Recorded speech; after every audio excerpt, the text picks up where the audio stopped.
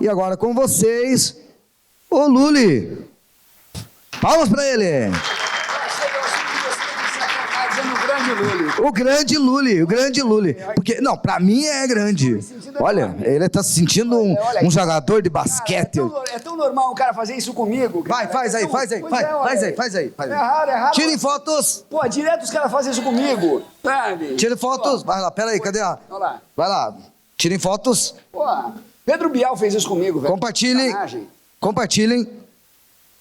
Ah, não. Vamos ao que interessa. Vamos lá. Agora com vocês, Lully. Muito obrigado. Opa, aqui. Ah, certo, perfeito. O famigerado passador de slides. Você consegue me arranjar uma cadeirinha, alguma coisa? Vou roubar uma cadeira na primeira fila, só para apoiar esse papelzinho, a cola. Não, a água eu trouxe. Eu só quero apoiar os papeizinhos aqui, enquanto eu apoio no chão aqui. Bom, vamos começar aqui com uma coisa super básica, né? Meu nome é Lully Radifara, nem sei direito por que eu deveria estar num evento como esse, considerando que eu sou funcionário público e estou no mesmo emprego há 28 anos. Né? Então, tecnicamente, eu sou o cara errado para estar aqui.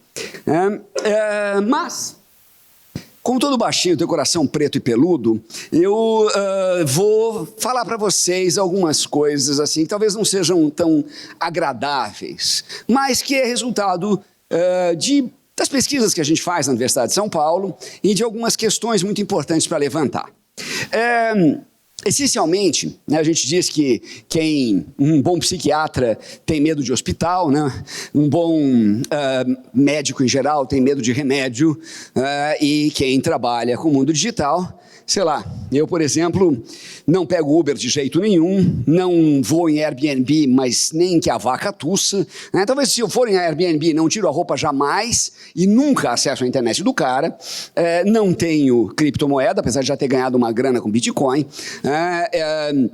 e obviamente não estou no Facebook. Por quê? Porque a gente vai conversar um pouquinho a respeito disso e vai trabalhar um pouquinho esses detalhes aqui. Mas a questão principal, vocês da técnica conseguem tirar esta luzona daqui? Se vocês conseguirem, seria ótimo. Se não, não tem problema também, porque a grossa maioria do meu conteúdo é texto. Primeira coisa importante para a gente levar em consideração é que uma curva exponencial, ela tem um comportamento muito característico. Ela sempre começa aparecendo uma horizontal e depois ela aparece uma vertical.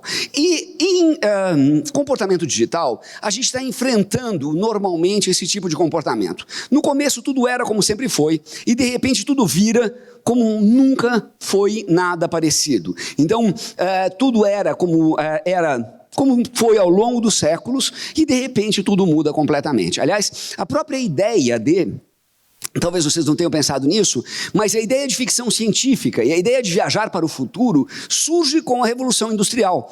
Porque antes da Revolução Industrial, ninguém imaginava o que era viajar para o futuro, porque o futuro era exatamente igual ao presente. Hoje em dia, claro, você pensa em viajar para o futuro e você pensa que, sei lá, uma viagem para o ano 3000, o ano 5000, era alguma coisa que em 1200, em 1100, não. Antes de 1850, ninguém nem pensava em viajar para o futuro. E o que é essa viagem para o futuro hoje? Bom, primeiro, para viajar para o futuro, eu preciso entendê-lo e eu preciso tomar posse dele.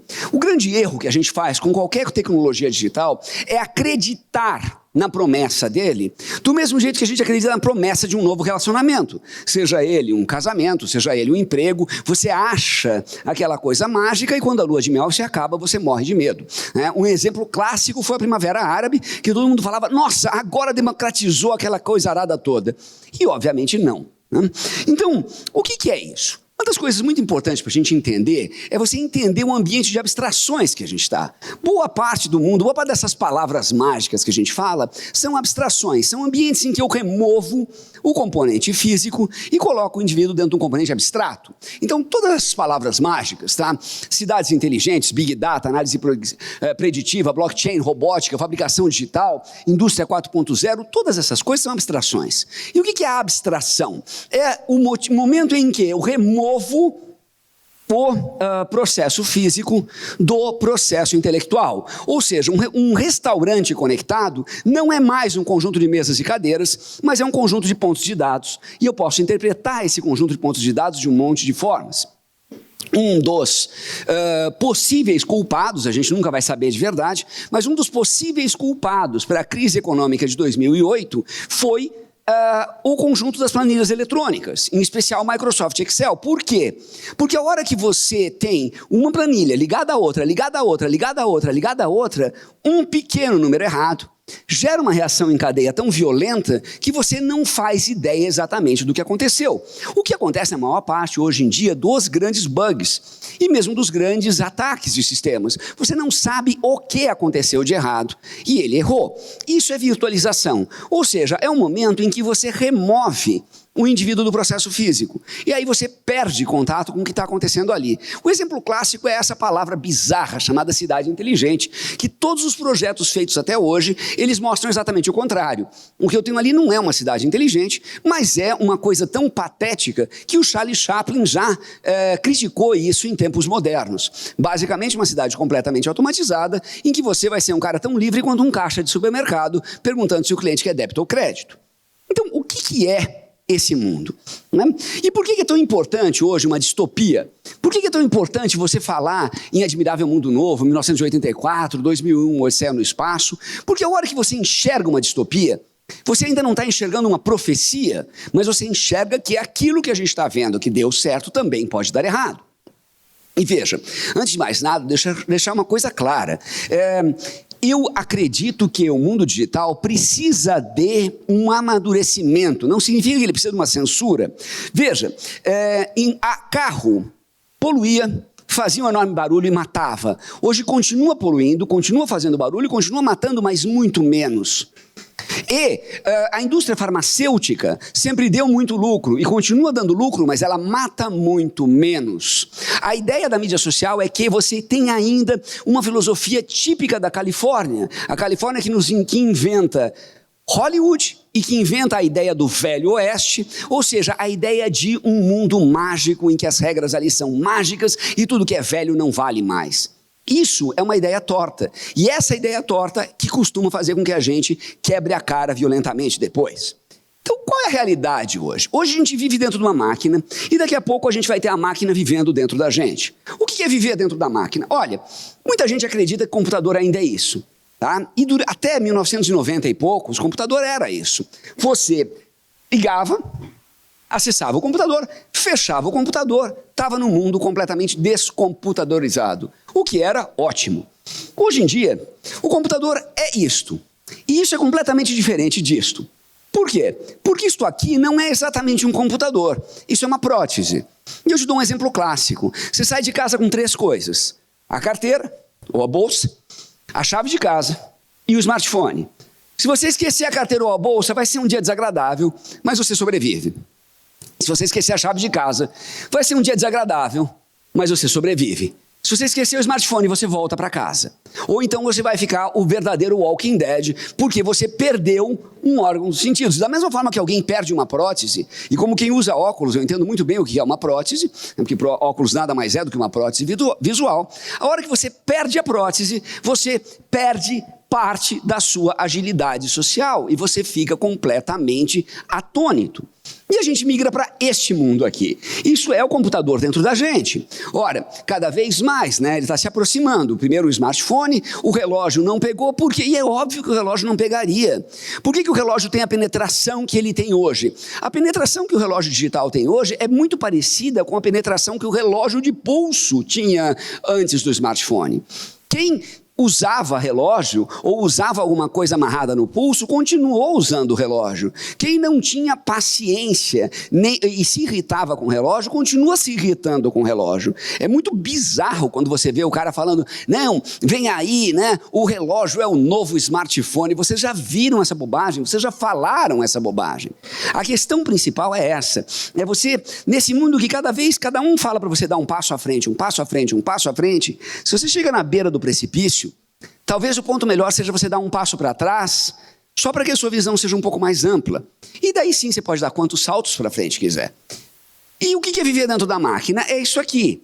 Smart Cities, na maior parte das visões hoje, é um SimCity gigantesco, em que você funciona, na verdade, não como um ser humano, mas como um ponto de dados. E a principal diferença entre um ponto de dados e um ser humano é que um ponto de dados você pode apagar e você pode desfazer e você pode combinar a qualquer momento. Um ser humano não é tão fácil assim. Se eu encontrasse um gênio da garrafa, o meu desejo seria um só, eu quero Ctrl+Z.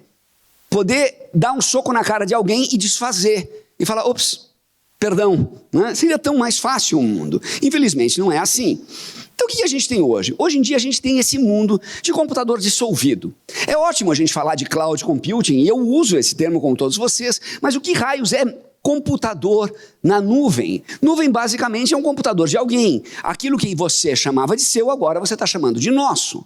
Né? Nuvem é um grande exame de próstata global. Aquilo que você guardava na sua máquina, agora você guarda na máquina do Google.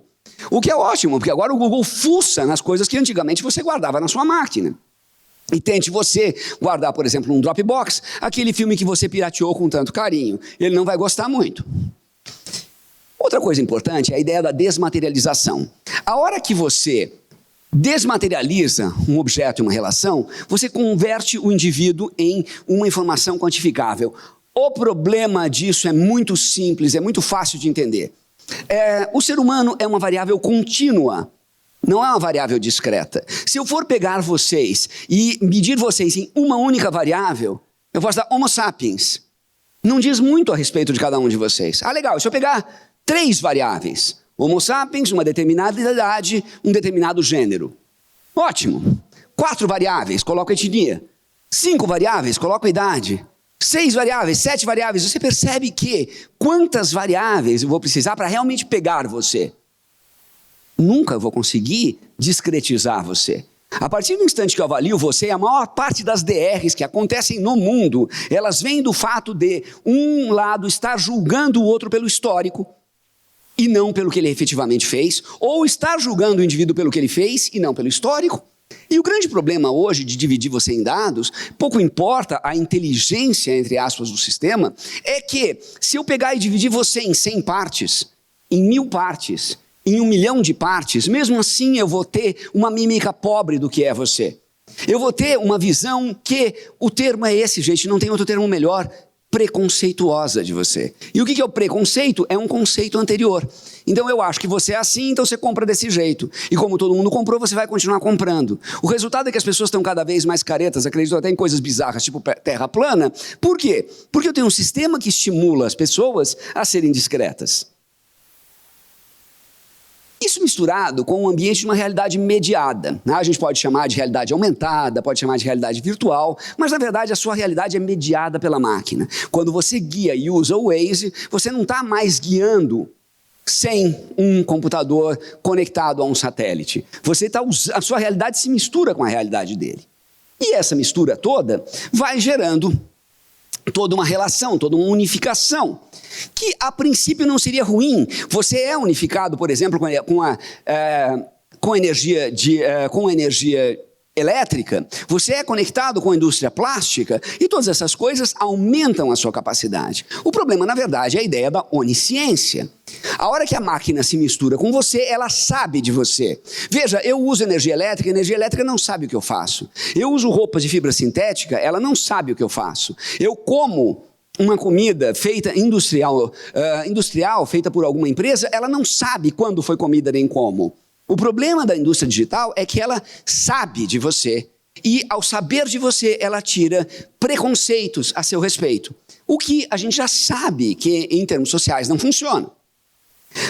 Um canadense, em 92, falou da ideia de tecnopólio, que é exatamente uma coisa que a gente está vivendo hoje. Né? Uma sociedade tecnopólica é uma sociedade que a tecnologia é divina, é mágica. Então a cultura procura autorização na tecnologia, encontra satisfação na tecnologia e recebe ordens da tecnologia. E o que sobra para o humano? O erro. A única coisa que é humana é o erro humano, o resto é a máquina. Então é muito engraçado isso, porque a máquina que deveria ser o ajudante passou a ser o chefe. E em nenhum momento isso foi discutido. É isso que a gente chama de datacracia. É um ambiente em que, como uma democracia, o regime é definido pelos dados e não mais pela voz, pela opinião do povo, pela voz da maioria, por qualquer coisa do gênero. O ambiente é definido pela estrutura de dados e pelas relações dos algoritmos, que, vale lembrar, são feitos por seres humanos. E o resultado disso, a gente vê coisas bizarras, do tipo, por exemplo, um presidente até hoje, o país mais rico do mundo, usando o Twitter para isso e sentando no teclado ali, né? O grande problema, na verdade, o problema não é o Donald Trump ou o Twitter, mas é que a hora que um funcionário público use uma empresa privada para fazer comentários de políticas públicas, você começa a cruzar a relação do que é relações públicas, o que é diplomacia, o que é a inteligência de mercado, e você imagina o quanto o Twitter não sabe a respeito do presidente da República, a ponto de, se quiser, pode provocar uma guerra se ele quiser. Porque simplesmente a hora que eu sei a que horas, o que ele lê e como ele escreve, eu consigo dizer para ele como agir. E essa é, na verdade, o grande perigo da ciência de dados hoje. Não é mais que ela te coloca um anúncio de moto, mas que ela entorta a realidade para que você procure por um anúncio de moto. Então a sua vida é uma merda porque você não tem uma moto. Todos os seus amigos estão bem porque eles têm moto. Moto não mata mais, é uma bobagem que a mídia falava. E de repente você percebe que a sua vida só vai melhorar a hora que você tiver uma moto. Isso é muito diferente de um anúncio publicitário. Isso é uma distorção da realidade. Então o grande problema, na verdade, de data science não é a privacidade, porque ela não existe, mas é a alteração da realidade e a influência em cima de você. Mas a gente vai chegar nisso. Então, enquanto hoje você procura algo no Google, o Google procura em você. É muito maluco isso. Você acha que você está procurando na internet? Você fazia isso quando você olhava um índice, quando você olhava um livro de papel. Hoje em dia, a revista é mútua. O Google, você procura o Google e o Google dá um search em você. E aí ele ajuda a alimentar um mercado baseado em prever e produzir necessidades. Veja, prever até poderia ser interessante. Agora, produzir uma necessidade é muito complicado. E o mais maluco é que os gigantes da tecnologia declararam unilateralmente que aquilo que você chamava de seu agora é nosso. Ou seja, aquilo que você fazia e que não tinha preço porque não era comercializado, nunca foi comercializado, agora tinha preço, era comercializado e era deles. Na boa. Sabe aquilo que você usa? Agora é meu. Por quê? Porque você assinou um contrato lá e você cedeu para mim. E você fala, a princípio isso não teria nenhum problema. Depende. Depende muito do uso que é feito dele. Obviamente, quando os caras fazem isso, eles não têm nenhuma preocupação com o social. Né? Lembra que o Google dizia don't do evil? Pois é, a primeira coisa que ele fez quando trocou os fundadores por um presidente de verdade foi arrancar essa frase. Né? E eles fazem essa frase do mesmo jeito que o Fernando Henrique fala, esqueçam tudo que eu escrevi. Ou seja, esqueçam que eu disse isso, porque agora o Google é sim do mal, e ele vai pegar toda essa informação e vai usá-la contra você, sem sombra de dúvida. Mas, acima de tudo, veja que Google e Facebook nunca vão dizer, e através de Google e Facebook você pode dizer Instagram, YouTube, WhatsApp, nunca vão dizer que são empresas de mídia. Por quê? Porque uma empresa de mídia é sujeita a uma lei de mídia, e nenhum jornal, nenhuma empresa de televisão pode divulgar claramente uma mentira. Por isso que eles dizem suspeito, tendente, eles falam um monte de coisa, mas eles não podem mentir descaradamente, porque perdem a licença. Então o Google adora dizer que ele não é uma rede social, as pessoas estão dizendo o que elas querem, o que não é verdade. E também assumindo daí, tirando qualquer responsabilidade. E eles adoram dizer também que tecnologia é muito complexa para ser regulamentada. Veja, complexa é a indústria aeronáutica. E ela é regulamentada. Complexa é a indústria farmacêutica. E ela é regulamentada, ainda bem. Porque se você vai parar num hospital, um anestesista vai matar você e vai ressuscitar você depois, e é um alívio, você sabe que você pode confiar nesse cara. Agora, se esse anestesista fosse o Google, você não sabia, primeiro, se você ia morrer direito, e segundo, se você seria ressuscitado.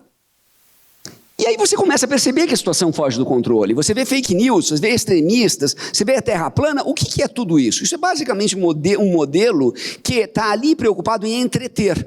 E a ideia de entretenimento é manter dentro. Ou seja, eu vou manter você em casa. E entreter não é informar, entreter não é educar. Entreter é dar para você aquilo que você quer. Entreter, em outras palavras, é mimar. E ao mimar o indivíduo, eu faço com que o indivíduo acredite nas coisas mais extremas. E a solução é tão comum que a gente se acostuma a ela. Você está lá como uma vítima de assédio, que está tão acostumado a apanhar, que o dia que você não apanha, você acha lindo. Na verdade, não, foi só um dia que você não apanhou. E pouca gente se dá conta que digital é uma linguagem.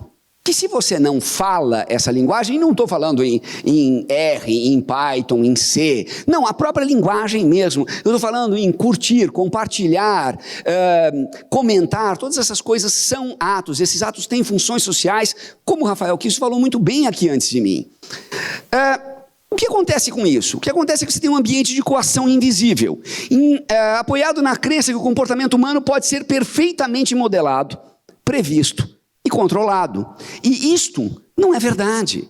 E você sabe disso. Isso é uma coisa de control freak. Acreditar que eu posso medir você, acreditar que eu posso controlar todas as suas ações, é uma ideia bizarra presente em totalitarismo e no mundo capitalista presente no taylorismo, que era a ideia que você vê claramente hoje no caixa de supermercado, que não se comporta mais como um ser humano, e sim como um quiosque mal feito. Aí quando isto é automatizado, você fala, ufa, ainda bem, estava na hora. Então, o resultado começa a ficar visível no colapso nas relações entre as pessoas. E você podia parecer uma coisa paranoica, até você ver que, de repente, famílias que sempre tiveram divergências esportivas, políticas, sociais, de repente começaram a virar problemas muito sérios. Você começou a perder amigos e todo mundo começou a perder amigos próximos por causa de discussões que nunca teve. Sabe? Uma enorme polarização. Então, você ou é a favor do negócio ou então você defende o indefensável. E você não pode ter meio termo. Que raio é isso? Isso, obviamente, é a imposição de um sistema binário para dentro de um sistema muito mais plural. O nome disso é marketing de vigilância. Você pode chamar isso do nome que você quiser, mas a ideia é que eu vou usar a vigilância que eu faço de você, ou seja, eu vou espionar os seus dados e vou vendê-lo. Tá? E isso é um sistema completamente antidemocrático, porque ele explora você, e ele vende isso. É mais ou menos como se eu colocasse um binóculo olhando para a sua janela e depois vendesse esse seu tempo. E a gente já fala disso há muito tempo. O principal desconhecimento de como ele funciona é a estratégia. Do mesmo jeito, fala, isso aqui é muito complicado, não vale a pena regular. Claro, porque é do interesse deles que não regule. Você acha que as empresas não iam adorar? Você acha que uma indústria farmacêutica não ia adorar para dizer que o remédio é complicado demais para ser controlado? Você acha que uma TAM, depois que um avião cai, ela não fala que, nossa, o sistema aeronáutico é complicado demais para ser controlado? Só que não dá mais, essa conversinha não cola mais. E a gente já conhece essa expressão antiga, se você não pagou pelo produto, você é o produto. Pessoas de software livre adoram dizer isso, mas a realidade é muito pior do que isso. Você não é importante nem interessante o suficiente para ser o produto. Na verdade, você não passa de uma contribuição do produto. A sua privacidade é a massa da salsicha. Você é aquele esqueleto que sobrou no canto. Você não é o produto, ninguém se interessa por você. O que as pessoas interessam é por o seu tipo, o que está fazendo nessa hora e como é que eu posso entortar o seu mundo para isso. Ou seja, além de extrair informação em massa sobre a sua vida íntima, eu vou controlar e dirigir a sua atitude, a sua relação, e a gente está vendo isso. Quando a gente fala em Predictive Analytics, a gente é claramente falando em entortar a forma com que você vê o mundo, fazer com que você veja o mundo de um jeito diferente. Isso a gente pode chamar de doutrinação, a gente pode chamar isso de religião, a gente pode chamar isso de qualquer coisa, mas isso de qualquer maneira desrespeita a sua liberdade individual. Big Data Analytics é uma forma muito bonita, acho bonito Data Science, avacalhar até a ciência. É um jeito genérico para dizer assim, a essência da sua identidade agora é embalada e é vendida. E eu vou chamar de uma coisa bacana, Big Data Analytics, que é ótimo. Falar assim que eu mexo com a vida privada dos outros é muito chato, é muito feio. Então eu trabalho com ciência de dados. Na verdade, é que para camuflar a ideia que a sua identidade é vendida, que a sua noção de realidade é embalada e vendida, e que a própria sua ideia de livre-arbítrio é embalada e vendida. Porque como é que você toma as suas decisões? Você toma as suas decisões baseado na informação que você tem. Então o que eu faço? Eu, em vez de mudar a sua tomada de decisões, eu simplesmente mudo o conjunto de informações que te alimenta. E a hora que eu te dou informação podre para processar, você vai tirar as conclusões erradas. E você vai acreditar que é completamente senhor disso. A única coisa é que eu te municiei informação ruim. E se eu te dou comida podre, Você pode ser o melhor cozinheiro do mundo, o resultado vai ser podre. Então a questão não está na privacidade, mas está na previsão a respeito da forma com que você deve pensar e deve agir. Basicamente eu estou transformando você em um robô e estou mudando a forma com que você pensa. O debate não devia se concentrar em privacidade, até porque ela já não existe. Desde cartão de crédito ela já não existe. Com o smartphone ela desapareceu mesmo. Mas o seu direito de decisão é que está sendo comercializado. O como você quer o seu futuro, como você quer a sua opinião, quais são as suas preferências, é isso que está sendo comercializado. Não tem outra palavra para isso. Um exemplo clássico aconteceu quando o Reino Unido votou o referendo. No dia seguinte, no Google, essas foram as principais perguntas. O que é a União Europeia que eu votei contra? Que países estão nela? E a gente vê isso, olha o interesse. O que é a União Europeia? O que é Brexit? Cresce violentamente um dia depois que você votou. Mais ou menos como você tem uma enorme ressaca depois de uma gigantesca bebedeira. E eu faço um intervalo curto para perguntar o seguinte: o que é você? Eu não estou perguntando quem é você, mas o que é você? O que é esse ser humano, essa massa de carne que você define como identidade? Criança morre de medo de dormir. Por quê? Porque é bizarro pensar que você dorme e acorda com a ideia de que você existe. Porque se você cortar um braço, você continua sendo você. Se você perder 2 braços e 2 pernas, você continua sendo você. Se você perde um rim e metade do fígado, você continua sendo você. E se você toma meia garrafa de Jurupinga, você pode estar com o seu corpo inteiro, você já não responde mais por você. Então, o que é esse você que eu não consigo identificar e que é muito fácil de eliminar se eu mexer um pouquinho no cérebro e muito difícil de eliminar se eu mexer no resto do corpo? A gente acha que é autor do seu pensamento. Você acredita na ideia de livre-arbítrio porque você realmente acredita que tomou a sua decisão. Mas, na verdade, o seu comportamento é emergente da estrutura física. A gente sabe bem, você toma decisão ruim quando está bêbado, você toma decisão ruim quando está com fome, você toma decisão ruim quando está com raiva. Por quê? Porque o seu corpo influencia muito na sua tomada de decisão. E como é que eu posso ser considerado livre se tudo que eu considero intenção acontece independente de mim? Se o meu corpo e o ambiente onde eu estou vai formar a minha decisão, então até que forma eu sou livre? As pessoas poderiam falar assim: olha, se eu fosse você, eu provavelmente agiria como você. E se eu nascesse de novo, eu provavelmente tomaria as mesmas decisões. Por quê? Porque eu não sei em que ponto está o órgão da minha decisão para poder calibrá-lo direito. Então, decisão, esforço, intenção, tudo isso é estado causal do cérebro. Essas decisões levam ao comportamento que levam a resultado. A sua escolha, ela é importante, ela só não é independente. Você não é independente, você é muito menos independente do que você imagina.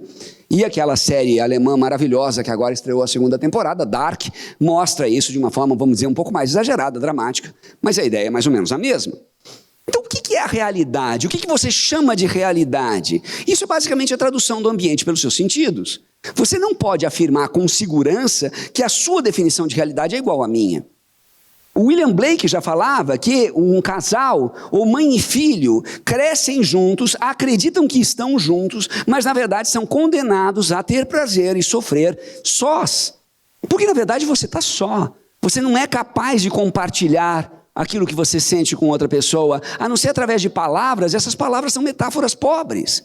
Então, a vida mental consciente é considerada, lembra que o Rafael falou de narrativas? Narrativas são fábulas, e a ideia de confabulação é a construção constante de fábulas das minhas histórias do passado e as minhas decisões futuras. Ou seja, eu justifico as minhas atitudes pelas coisas que eu vejo. Que dentro do meu ambiente é muito normal, tanto que a gente sabe disso, e você sabe que o contexto em que o cara vive ajuda muito a justificar as decisões dele. Um cara que veio de uma família desestruturada, ou o cara que veio de uma sociedade carente, ou o cara que está com alguma crise pessoal, a gente sabe muito bem que a decisão dele não é tão boa quanto a sua. O que eu posso dizer pela decisão sua que é contaminada pela mídia social? Então a gente conta história para dar sentido a esse mundo louco de informação que a gente recebe o tempo todo. E a gente recebe mesmo sem mídia social. Mudanças de temperatura, mudanças de fome, todos os seus órgãos internos funcionando, isso muda você o tempo todo. E se você tomar LSD, você sabe muito bem o que vai acontecer. Desliga a sua máquina de contar histórias e você fica... O que é natural. Durante muito tempo, Os literatos fizeram isso. Shakespeare, Kafka, Cervantes, eles ajudaram a traduzir a sociedade para a literatura. Ninguém está fazendo isso com software. E a hora que você traduz software para a literatura, você consegue realmente entender o que está acontecendo. Do mesmo jeito que filósofos como Flusser, como Hegel, Nietzsche, Kant, Heidegger, esses caras traduziram esse conjunto enorme de ideias. É graças a esses literatos e a esses filósofos, entre outros vários, que a gente consegue entender a realidade. Veja, Shakespeare sozinho é quase que um livro inteiro de emoções. Shakespeare explica arrependimento em Macbeth, ciúme em Otelo e paixão adolescente em Romeu e Julieta, entre milhares de outras coisas. Então o que a gente precisa? Fechando esse parênteses, a gente precisa pensar de uma maneira diferente. A tecnologia, ela é uma ferramenta. A relação mudou. E boa parte da internet hoje, ela não era nem imaginada quando ela se tornou popular em 95. Esse modelo não para de crescer. Esse modelo de vigilância de informação, sem proteção constitucional, ele ajuda a manter o público na ignorância e ele vai crescer de novo. Se você construísse um remédio, você ia querer que as pessoas tivessem consciência? Não, você ia querer vender o seu remédio. Agora, chega um momento em que ele precisa amadurecer. Ele precisa sair dessa adolescência ou dessa infância mimada e entrar num ambiente que chega benéfico para todo mundo. Então é muito importante lembrar que a internet não é uma força da natureza. A gente não está falando da internet como quem fala de aquecimento global, que é inevitável. A gente não fala da internet como quem fala de um furacão ou de uma epidemia de dengue. Não, a internet é uma criação humana. Digital não é sinônimo de tecnologia. Digital é uma forma de relacionamento. E o que é essa forma de relacionamento? Como é que a gente pode evoluir? Lembra, de novo, não é eliminar, não é censurar, mas é evoluir. É uma forma de usar a mídia social de uma forma mais sensata, mais adulta, e não essa coisa completamente infantil que deixa as pessoas violentamente deprimidas. Digital é uma representação do real. E a gente percebe isso, mulheres então percebem mais do que isso. Essa representação hoje ela é feita por homens entre 20 e 30 que moram nos Estados Unidos. Eles não enxergam a realidade de outro país que não seja os Estados Unidos e não enxergam a realidade de outro gênero que não eles. E você sabe muito bem disso. Você não tem produtos para velhos. Você não tem produtos para mulheres. Você não tem produtos para mães lactantes. E você não tem produtos para gays que não estejam na loucura de um Grindr, etc. Então o que está acontecendo? Quando que a gente vai conseguir evoluir o digital para um modelo maior? Quando que a gente vai poder olhar para esse monte de bobagem que hoje a gente acha lindo e falar, ok, isso tudo é rascunho, agora a gente vai seguir para uma coisa bacana. Antitech não é e nunca será a resposta. Avião caía, a gente não parou de andar de avião. Dentista matava, a gente não parou de ir no dentista. Hospital matava, a gente não parou de ir para o hospital. A gente passou a demandar uma tecnologia melhor. Mas para isso ela precisa deixar de ser central. A tecnologia não é o centro, a tecnologia é o seu apoio. A hora que a tecnologia ela se torna de verdade o seu apoio, bom, então como é que eu consigo fazer a tecnologia deixar de infantilizar o seu usuário e tratar o seu usuário como gente grande? Porque basicamente, se você olha para as principais redes sociais hoje, Uber escraviza o motorista, Airbnb prejudica cidades. Airbnb é o melhor lugar do mundo para você montar um puteiro ou uma boca de fumo. É o melhor lugar do mundo para você detonar um condomínio de 10 andares e 2 apartamentos por andar, colocando um monte de gente em 6 apartamentos desses. É o melhor lugar do mundo para você destruir completamente uma infraestrutura de uma cidadezinha pequena. O Waze é o jeito mais fácil que você tem de detonar bairros, mandando um monte de carro para a rua que até então tinha criança brincando. Você tem, além obviamente de Google, Facebook, YouTube, isso não precisa nem dizer, né, o que acontece com o WhatsApp e tudo mais. Então, o que acontece? Computação é antropocêntrica. Bit depende de conceito. Bit não é um órgão independente. E a gente precisa entender esse contexto. E precisa demandar uma leitura melhor desse contexto. Porque senão a gente vai continuar na pré-escola, em que todo mundo tem 4 ou 5 anos de idade, e quando é contrariado, faz birra, chora, faz xixi na calça e taca o dedo no olho do outro. Liberdade e autonomia são elementos fundamentais da sociedade democrática. Isso a gente precisa tratar de um jeito muito bacana.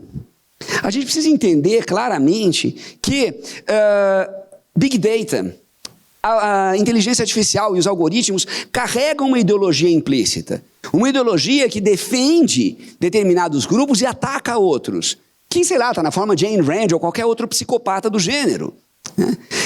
Perguntar como que eu posso usar, hoje em dia, do jeito que é feito, perguntar como que eu posso usar data marketing de uma forma benéfica é quase como perguntar, na época da Revolução Industrial, quantas horas por dia uma criança pode trabalhar numa fábrica de um jeito que não prejudica a criança? A resposta é simples, 0. 0, acabou. Não, mas assim, não pode. Ponto. Porque qualquer forma que possa vai interferir na realidade. Então, todo esse sistema que é feito hoje precisa ser contestado na sua legitimidade, porque ele não é legítimo. E ele está fazendo muito mal para muita gente no mundo inteiro. Porque ele se baseia na ideia falsa de que a experiência privada pode ser livremente usada como matéria-prima. E essa ideia é completamente falsa. Em resumo, ninguém tem o direito de intervir no meu comportamento. Um modelo de negócio baseado na vigilância de todo movimento, de toda emoção, de toda expressão, de todo desejo, é muito radical para ser permitido. 1984 já falava isso, Admirável Mundo Novo já falava isso, e esses livros foram escritos na década de 1950. Né? Então, o que é importante? É preciso desenvolver uma postura alerta para que esse tipo de excesso não aconteça mais. E, acima de tudo, usando uma frase que é cada vez mais usada, não é ok, Google. Não mesmo. Muito obrigado.